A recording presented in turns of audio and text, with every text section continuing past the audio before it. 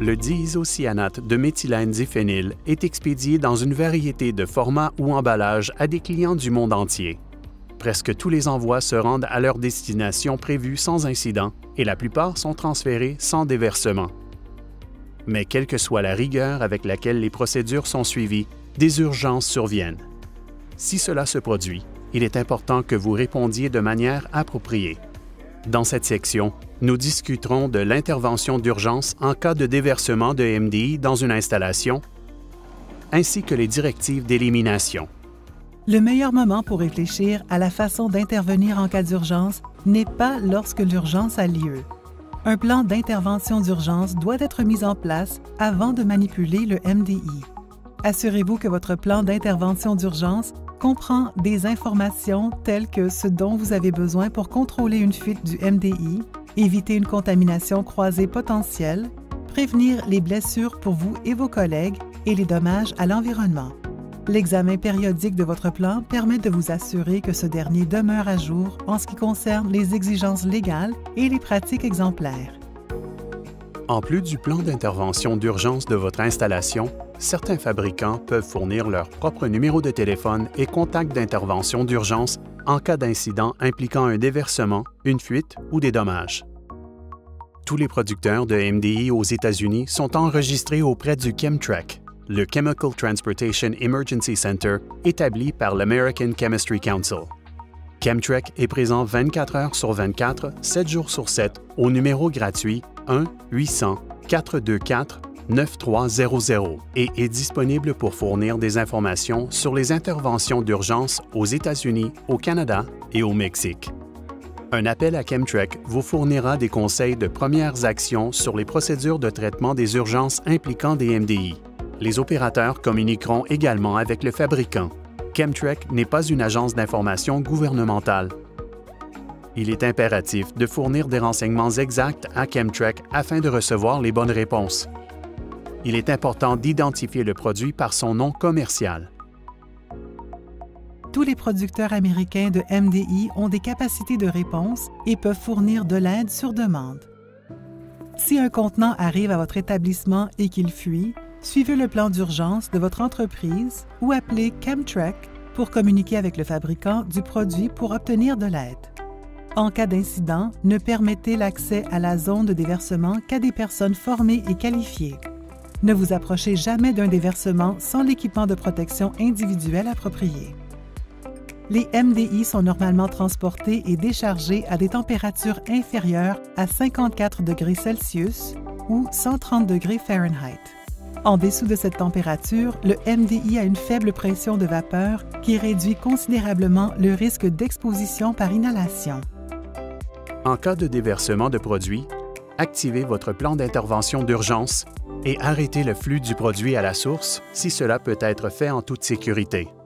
Ne laissez pas le MDI déversé s'écouler dans les drains ou les égouts. Le MDI réagira avec l'eau et pourrait obstruer le débit et boucher le drain.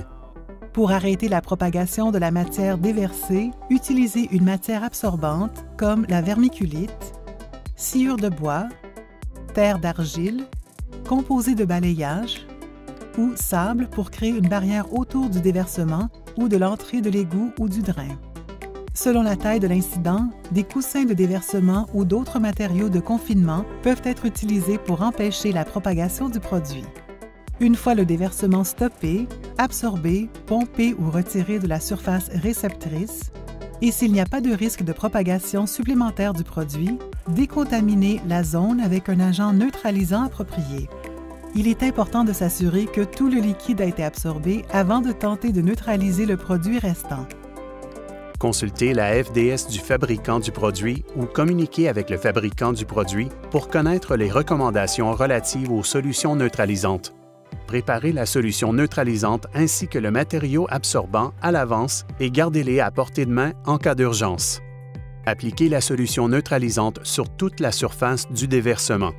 Le ratio recommandé fréquemment pour une décontamination complète est de 10 parties de solution neutralisante pour une partie de matière résiduelle déversée. Une fois la solution neutralisante appliquée, couvrez la zone avec un matériau absorbant supplémentaire. Étendez le matériau absorbant pour faciliter le contact entre la surface et la solution neutralisante.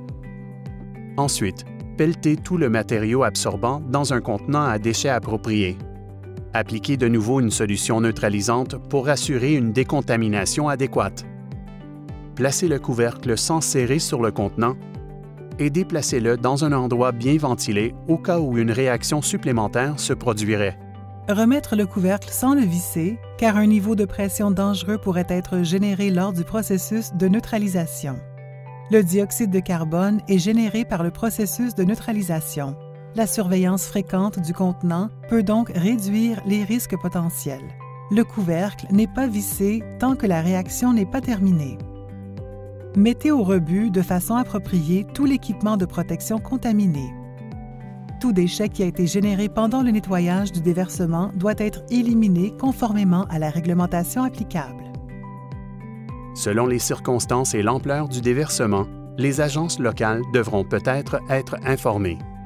Bien entendu, l'équipe des matières dangereuses de votre entreprise ou l'entrepreneur externe sont des ressources pour déterminer si la notification aux agences locales est nécessaire.